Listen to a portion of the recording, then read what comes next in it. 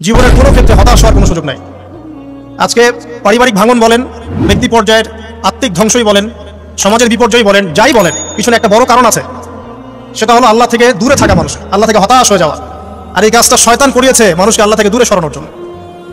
কিন্তু আল্লাহ রাব্বুল আলামিনের কাছে কেউ যদি যেতে চায়, মন থেকে যদি আল্লাহকে একটা বারও ডাকে, আল্লাহ পাক এক ডাকের মাধ্যমেও তার গুনাহ মাফ করতে পারে। দুজন ব্যক্তির ঘটনা পড়লাম। একজন ব্যক্তি প্রচন্ড রকম আবেদ, প্রচুর ইবাদত করে। আপনারা জানেন ইবলিসও কিন্তু আবেদ ছিল, ইবলিস কিন্তু প্রচুর ইবাদত করেছে। এখন ওই ব্যক্তির একজন বন্ধু ছিল, এটা বানু ইসরাঈলের ঘটনা। তো সেই বন্ধু পাপী ছিল, বিভিন্ন কবিরা গুনাহ করত। আর এই আবেদ ব্যক্তি বারবার তাকে নসিহত করতো, গুনাহ ছেড়ে দাও, তুমি পাপ করছো, গুনাহ ছেড়ে দাও। তখন সেই ব্যক্তি যে পাপ করছে সে বলতো যে আল্লাহ কি তোমাকে আমার রক্ষক বানিয়েছেন? আল্লাহ কি তোমাকে আমার উপর দারোগা বানিয়েছেন? আমাকে আল্লাহর হাতে ছেড়ে দাও, আমাকে নসিহত করতে শোনা। একদিন এই আবেদ ব্যক্তি তার বন্ধুকে একটা জঘন্য পাপ করতে দেখলো, এমন একটা পাপ যেটা দেখে তার মনে ধারণা আসলো এটা চরম জঘন্য একটা কাজ। তখন সে মুখ ফসকে বলে ফেললো যে আল্লাহ তোকে আর মাফ করবে না, আল্লাহ তোকে জান্নাত দিবে না। আল্লাহ রাব্বুল আলামিন মালাকুল মউতকে এই দুজনের কাছে পাঠালেন, দুজনের রূহকে কবজ করা হলো। এবার আল্লাহ পাক তার সামনে তাদেরকে উপস্থাপন করে বললেন যে তোমাকে আমার রহমত সম্পর্কে কে গ্যারান্টি দিয়েছে যে আমি কাউকে রহমত করবো কি করবো না? যাও, আমি তোমাকে জাহান্নামে পাঠালাম, ওই ব্যক্তি যে আমার রহমত প্রত্যাশা করেছে আমি তাকে জান্নাত দিয়ে দিলাম। দেখুন, এই হাদিসটা শুনলে মনে হয় বাহ্যিক হয়তো বা মুখের একটা কথার কারণেই সে জাহান্নামে চলে গেল। আসলে বিষয়টা এমন নয়। বিষয়টা আমি আপনাকে বোঝাচ্ছি। বিষয়টা হচ্ছে ইবলিসের মতো। ইবলিস কিন্তু শুধু মন থেকেই বলেনি যে খলাকতানি মিন নার ওয়া খলাকতাহু মিন তিন, আমি কেন তাকে সিজদা করবো আদমকে? আদম তো মাটির তৈরি আর আমি তো আগুনের তৈরি।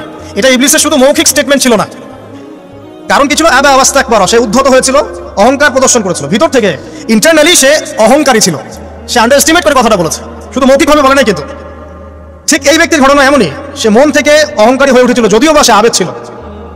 এখানে আমরা যারা প্র্যাকটিসিং মুসলিম হওয়ার চেষ্টা করছি, আমার জন্য এখানে নিদর্শন আছে। অযথা নামাজ পড়েই ভেবে বসবেন না যে অনেক কিছু করে ফেলছি, এক চিল্লা দিয়ে মনে করে ফেলবেন না যে দিনের জন্য অনেক কিছু করে ফেলছি। একটা হজ করেছেন, ওমরা করেছেন, সিয়াম রেখেছেন, দিনের জন্য দান সদকা করেছেন, একটা মাদ্রাসা মসজিদ করেছেন, ভেবে বসবেন না আপনি সব অনেক কিছু করে ফেলেছেন এবং অন্যরা সব কক্রোচ তেলা পোকা, ওরা জাহান্নামে যাবে, এমনটা মনে করবেন। জানি না আমরা যে কার আমলের কতটুকু আল্লাহর কাছে কবুল হচ্ছে। তো এখানে এই ব্যক্তির সমস্যা ছিল এই, সে নিজের আমলটাকে অনেক ভারী মনে করছিল এবং সে স্টেটমেন্ট দিয়ে ফেললো যে তোকে আল্লাহ পাক মাফ করবে না। এই একটা কথা মন থেকে বলার কারণে তার ইহকাল পরকাল দুটা বরবাদ হয়ে গেল, সে জাহান্নামে চলে গেল। ঠিক আরেক ব্যক্তির ঘটনা আছে এমন, এগুলো সবগুলো রেফারেন্স আছে। এক ব্যক্তি প্রচুর ইবাদত করতো, আল্লাহ পাক তার ইবাদত করার জন্য পাহাড়ের চূড়ায় একটা সুন্দর ব্যবস্থা করে দিয়েছিলেন, সেখানে ডালিম গাছ হতো, ঝর্ণা আসতো, খাবারের কোনো অভাব নাই। হাদিস এসেছে 500 বছর সে ইবাদত করেছে। কত বছর? কিয়ামতের মাঠে এই ব্যক্তির অবস্থা এমন হবে, তাকে জান্নাতে প্রবেশ করানোর জন্য নিয়ে যেতে বলা হবে যাও আমার রহমতে জান্নাতে চলে যাও। আল্লাহ পাক তাকে কথাটা বলবেন, কিন্তু এই ব্যক্তি বলবে আমার আমলের কারণে আল্লাহ পাক বলবেন আমার রহমতে জান্নাতে চলে যাও। ব্যক্তি বলবে আমার আমলের কারণে। আল্লাহ রাব্বুল আলামিন তখন তাকে দেওয়া সমস্ত নিয়ামতগুলোকে এক পাল্লায় করবেন আর তার সমস্ত আমলকে আরেক পাল্লায় করবেন। তারপর দেখা যাবে আল্লাহর সমস্ত নিয়ামত তার একটা চোখের সমান হয় নাই। কথা কি বুঝতে পারছেন? একটা চোখের যে নিয়ামত আল্লাহ পাকের, সমস্ত আমলও 500 বছরের ইবাদত এতটুকু হয়নি। তারপর তাকে বলা হবে ওকে জাহান্নামে নিয়ে যাও। এবার জাহান্নামে যাওয়ার সময় সে বলবে আল্লাহ তোমার রহমতে আমাকে মাফ করে দাও। তখন আল্লাহ পাক তাকে আবার ডেকে নিয়ে আসবে, বলবেন যে তোমাকে যে আমি ইবাদত করার জায়গা করে দিয়েছিলাম, এটাকে তুমি নিজে করেছো না আমি করেছি? সে বলবে আপনি করেছেন। তোমাকে যে আমি সৃষ্টি করেছিলাম তখন কি তুমি কোনো আমল করেছিলে? বলবে না। তাহলে তোমাকে যে সৃষ্টি করেছি আমি, এটা কি তোমার আমলের কারণে? না। তোমাকে সারা দুনিয়াতে এত নিয়ামত দিয়েছি, এটা কি তোমার আমলের কারণে? সে বলবে না। তখন তাকে জান্নাতে প্রবেশ করানো হবে। কিয়ামতের মাঠে এমন অনেক ঘটনা ঘটবে যেটা আমাদের চিন্তার বাইরে। আরেকজন ব্যক্তিকে ডেকে আনা হবে, যে ব্যক্তি একটা দুটা নয় বরং 100টা খুন করেছে। সে 99 জন মানুষকে হত্যা করার পর ফতোয়া খুঁজে বেড়াচ্ছিল যে আমার তওবা কবুল হবে কিনা। একজন আবেদের কাছে গিয়েছে। আবেদ আর আলেম কিন্তু এক জিনিস না। আবেদ মানে যে প্রচুর ইবাদত করে, তার জ্ঞান কম, সে শুধু জানে কিভাবে ইবাদত করতে হয়। আলেম হচ্ছে সে যে শরীয়তের গভীর জ্ঞান জানে আবার ইবাদতও করে। আবার যারা জ্ঞান আছে আমল নাই, সেও কিন্তু প্রকৃত আলেম না।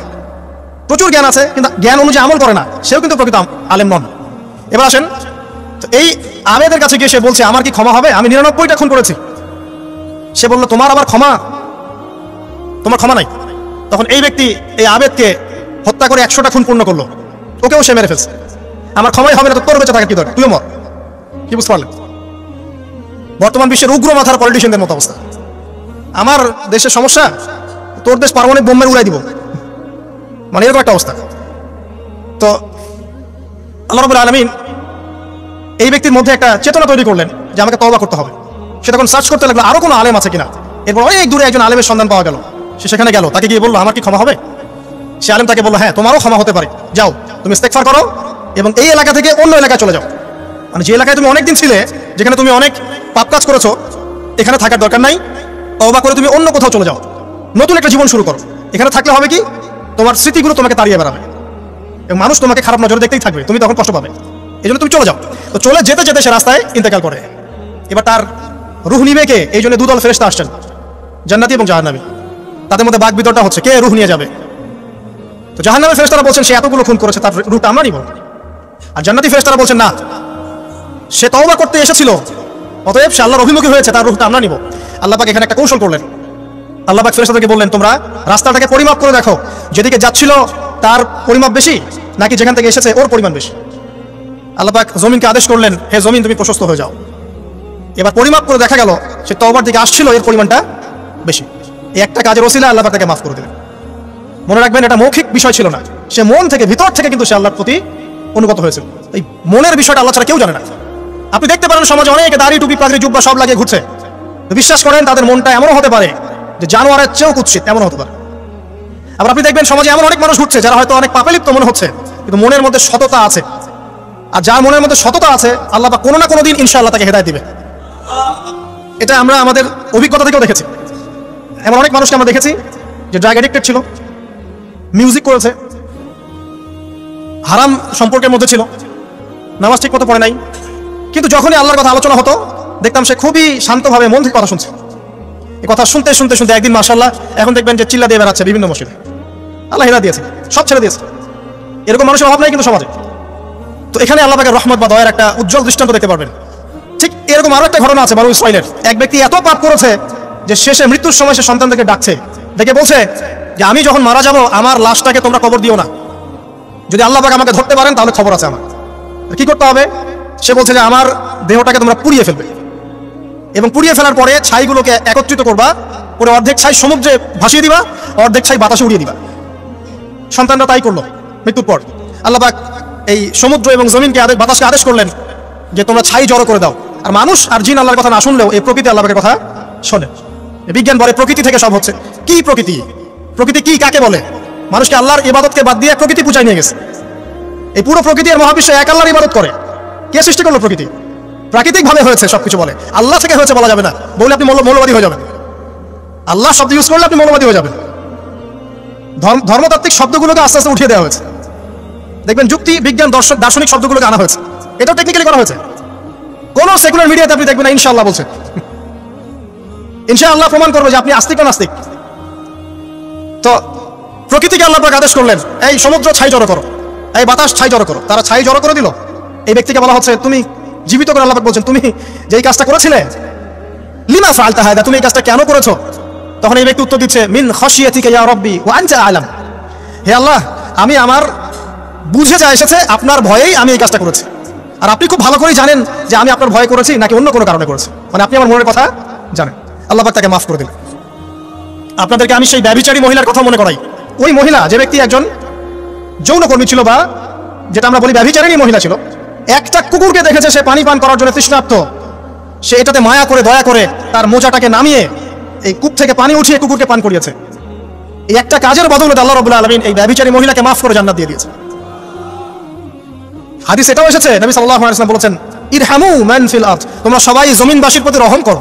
জমিনে মুসলিমই থাকতে হবে, তাদের প্রতি রহম করতে হবে এমন নয়, জমিনবাসী যারাই আছে সবার প্রতি রহম করো, জাতি ধর্ম বর্ণ নির্বিশেষে। এমনকি পশু পাখির প্রতিও দয়া করো। ইরহামু মান ফিল আরদ, জমিনে যারা আছে সবার প্রতি রহম করো। ইয়ারহামুকুম মান ফিস সামা, যিনি আসমানে আছেন তিনি তোমাদের প্রতি রহম করবেন ইনশাআল্লাহ। ইসলাম এই কথাগুলো বলেছে 1400 বছর আগে। আজকের এই বিশ্বে সোকল্ড এই মডার্ন বিশ্বে যেখানে মানুষের রক্তের কোনো দাম নাই, সেখানে ইসলাম পশু পাখির অধিকার নিয়ে কথা বলেছে 1400 বছর আগে। কাদেরকে কি শেখাতে আসেন? কোরআন এবং সুন্নাহর বাইরে অভ্রান্ত সত্যের কোনো উৎস আছে? এখানে যা আছে তাই চূড়ান্ত। মানতে চাইলে মানেন, না মানতে চাইলে জাহান্নামে যান, কেউ তো বাধ্য করছে না। লাকুম দীনুকুম ওয়ালিয়া দীন। আল্লাহ পাকের রহমত দেখেন। আরেকটা ঘটনা আছে এমন, একটা বিড়ালকে বেঁধে রেখেছিল এক মহিলা, খাবার দেয় নাই, কষ্ট দিয়েছে। একটা বিড়ালকে খাবার না দিয়ে কষ্ট দেওয়ার কারণে এই মহিলাকে আল্লাহ পাক জাহান্নামে পাঠিয়েছে। এরকম কত ঘটনা আছে, এই ঘটনাগুলো হাদিসের পাতায় বর্ণিত আছে। কোরআনে কি বলছে দেখুন, কোরআনের আমি কয়েকটা পয়েন্ট আপনাদেরকে খালি বলছি, এটা নিয়ে আমি সকালে ভাবছিলাম। আল্লাহ পাক আদম আলাইহিস সালামকে সৃষ্টি করেছেন আমরা সবাই জানি, কিন্তু আল্লাহ পাক সূরা সাদের মধ্যে বলছেন ইবলিসকে, হে ইবলিস তোমাকে কিসে বারণ করলো আদমকে সিজদা করতে, যে আদমকে আমি নিজের হাত দিয়ে সৃষ্টি করেছি। আল্লাহ রাব্বুল আলামিন যে আমাদেরকে এত যত্ন করে ভালোবেসে সৃষ্টি করেছেন, এটা কি আল্লাহ পাকের দয়া নিদর্শন নয়? মহাবিশ্বের অন্য কোন মাখলুক সৃষ্টির ব্যাপারে আল্লাহ পাক বলেন নাই খলাকতু বিয়াদাই, আমি নিজ হাতে তাকে সৃষ্টি করেছি। শুধু সৃষ্টি নয়, সৃষ্টি করার পর আল্লাহ পাক তাকে সমস্ত নাম শিক্ষা দিয়েছেন। এই যে জ্ঞান শিক্ষা দেওয়া, জ্ঞান, এটা আল্লাহ পাকের সবচেয়ে বড় নিদর্শনগুলোর মধ্যে অন্যতম।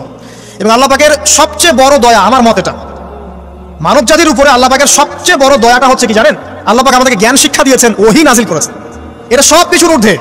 কারণ আপনি তওবা করবেন, জ্ঞান লাগবে। নামাজ পড়বেন, জ্ঞান লাগবে। রোজা রাখবেন, জ্ঞান লাগবে। যাকাত দিবেন, ইলম লাগবে। আপনি দিনের যে কোনো আমল করেন, ইলম লাগবে। জান্নাত জাহান্নামের পথ খুঁজে পেতে হলে ইলম লাগবে। দেশ চালাবেন, ইলম লাগবে। অর্থনীতি চালাবেন, ইলম লাগবে। ইলম ছাড়া কিছু নাই, ইলমের উপরে কিছু নাই। এই ইলমটা আল্লাহ পাক কাকে শিক্ষা দিয়েছেন? আদম আলাইহিস সালামকে। আমরা তো শিখেছি সমাজবিজ্ঞান বইগুলোতে যে আমাদের পূর্বপুরুষরা নাকি গুহায় থাকতো আর গাছের ছাল পাতা খেয়ে থাকতো, তাই না? লতা পাতা খেয়ে থাকতো, গাছের ছাল পাতা খেয়ে থাকতো, পোশাক করতো আর কি। বোগাস, ডাহা, মিথ্যা কথা। আল্লাহ রাব্বুল আলামিন সূরা বাকারা এবং সূরা আরাফ পড়ে দেখেন, আল্লাহ পাক বলছেন যে আদম আলাইহিস সালামকে আল্লাহ পাক সমস্ত নাম জ্ঞান শিক্ষা দিয়েছেন। মহাবিশ্বের যে প্রয়োজনীয় জ্ঞানগুলো আছে সেগুলো আল্লাহ পাক আদমকে শিখিয়েছেন আলাইহিস সালাম। ওয়া আল্লামা আদামাল আসমাআ কুল্লাহা, আল্লাহ পাক আদমকে সমস্ত নাম শিক্ষা দিয়েছেন।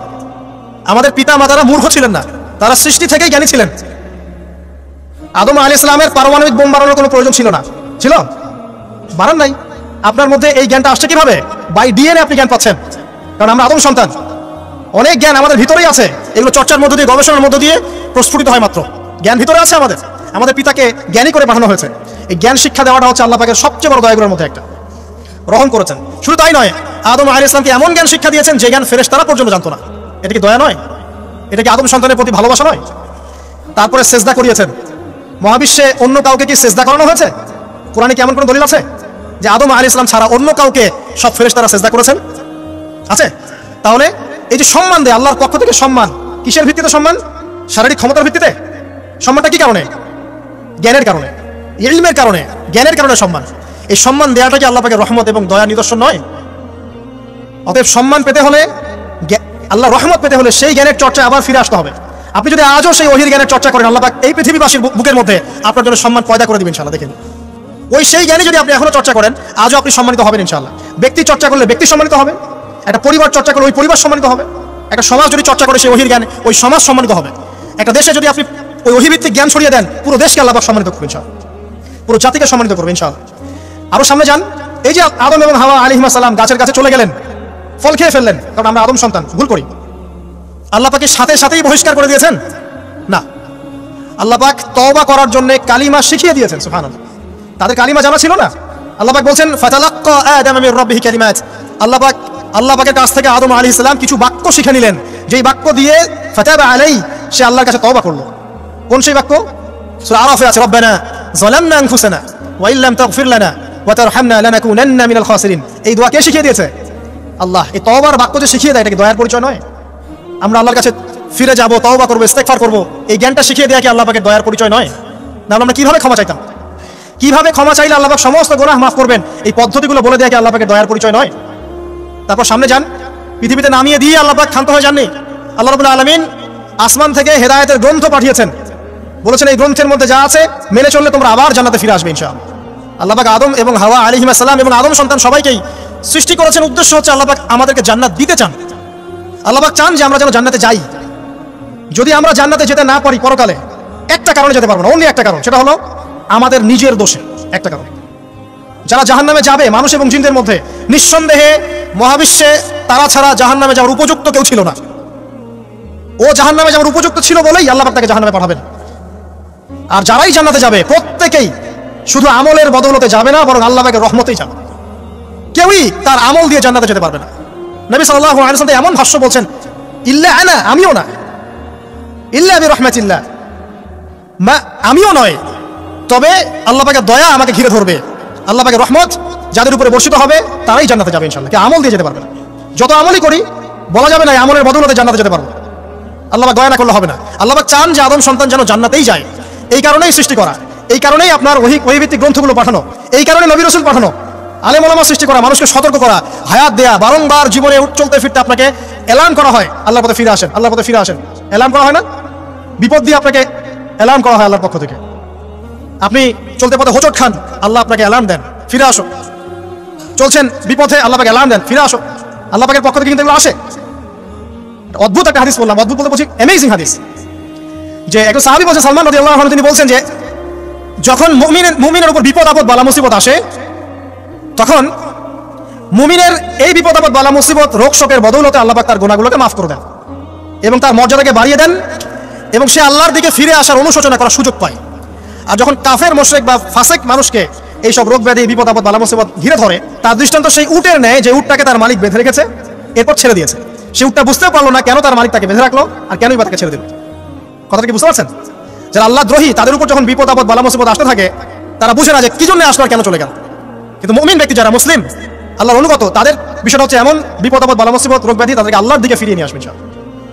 দেখুন, এই যে পৃথিবীতে নামিয়ে দেয়া, এরপর আল্লাহর পক্ষ থেকে ঐশী গ্রন্থগুলো পাঠানো, নবী রাসূল পাঠানো, আলেম ওলামা পাঠানো, আপনাকে হায়াত দেয়া, আপনাকে রিজিক দেয়া, এই শ্বাস নেওয়ার ক্ষমতা দেয়া, আপনাকে জ্ঞান বুদ্ধি দেয়া, বিবেক দেয়া। এই যে একটু আগে তেলাওয়াত করলো শুরুর আগে নবী মুসা আলাইহিস সালামের ঘটনা, বনু ইসরাইল একটার পর একটা অবাধ্যতা করেই গেছে, আল্লাহ পাক তারপরেও তাদের কাছে নবী পাঠিয়েছেন, নবী মুসাকে পাঠিয়েছেন। ফিরআউনের মতো জালেম শাসকের হাত থেকে বনু ইসরাইলকে আল্লাহ পাক উদ্ধার করেছেন। এটা কি দয়ার পরিচয় নয়?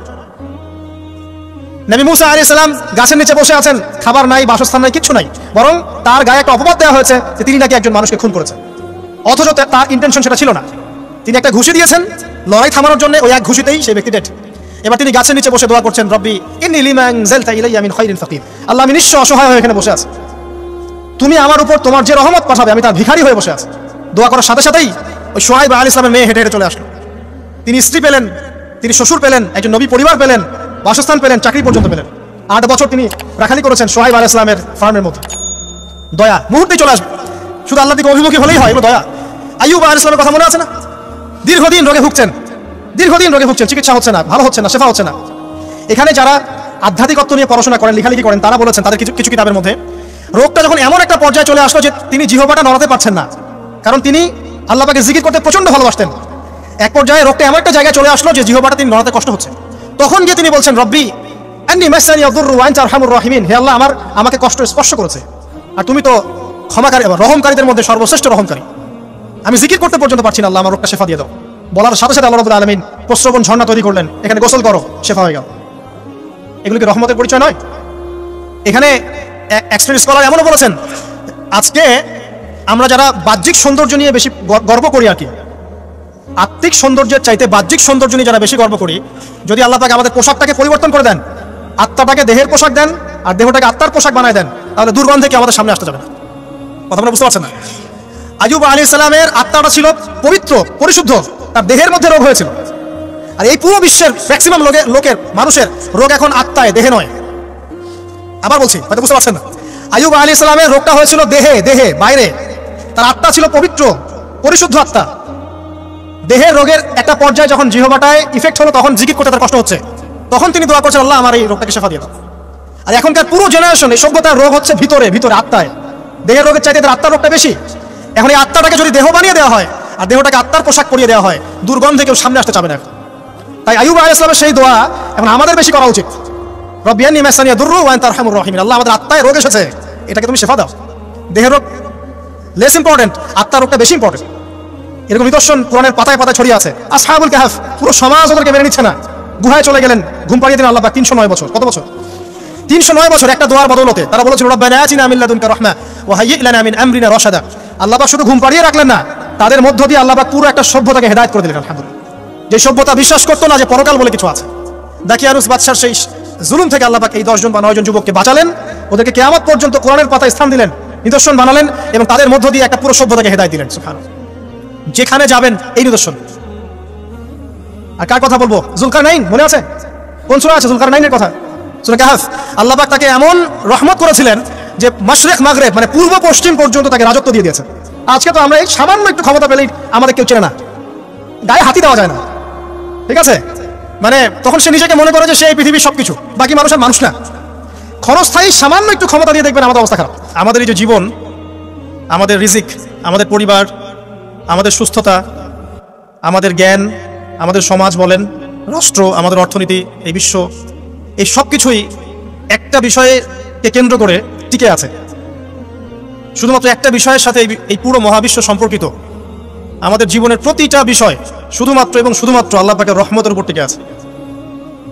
আল্লাহ পাকের রহমত আমাদের ব্যক্তি জীবন, পারিবারিক জীবন, আমাদের দেহ, আমাদের মন, আমাদের জ্ঞান, অর্থনীতি, ব্যবসা বাণিজ্য, আমাদের রাষ্ট্র, সব কিছুর মধ্যে শুধুমাত্র আল্লাহ পাকের রহমত দিয়ে ভর্তি।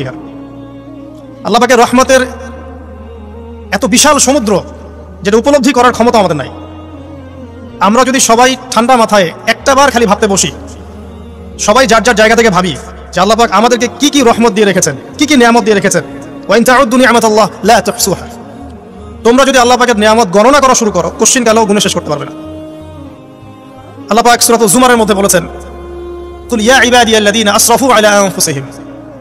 হে নবী, আপনি বলে দিন, আমার বান্দাদেরকে বলে দিন যে হে আমার বান্দারা, তোমরা যারা তোমাদের নফসের উপরে জুলুম করেছো, সুদীর্ঘকাল নামাজের খবর ছিল না, যাকাত দিইনি, হজ ফরজ হয়েছিল করি নাই, সাওম রাখিনি, আল্লাহর দিন এগিয়ে নেওয়ার কোনো চেষ্টাই করি নাই, সুদীর্ঘকাল হারাম খেয়েছেন, ঘুষ খেয়েছেন, জেনা করেছেন, বাদ্যযন্ত্র বাজিয়েছেন, অশ্লীলতা এর মধ্যে ডুবেছিলেন, মাদকদ্রব্য সেবন করেছেন, সুদীর্ঘকাল তোমরা যারা নিজেদের নফসের উপর জুলুম করেছো, লা তাকনাতু মির রাহমাতিল্লাহ, তোমরা আল্লাহ পাকের রহমত থেকে নিরাশ হয়ে যাও না। তোমরা আল্লাহ পাকের রহমত থেকে নিরাশ হয়ে যাও না। ইন্নাল্লাহা ইয়াগফিরু যুনুবা জামিআ, আল্লাহ পাক চাইলে সমস্ত গুনাহ মাফ করতে পারেন।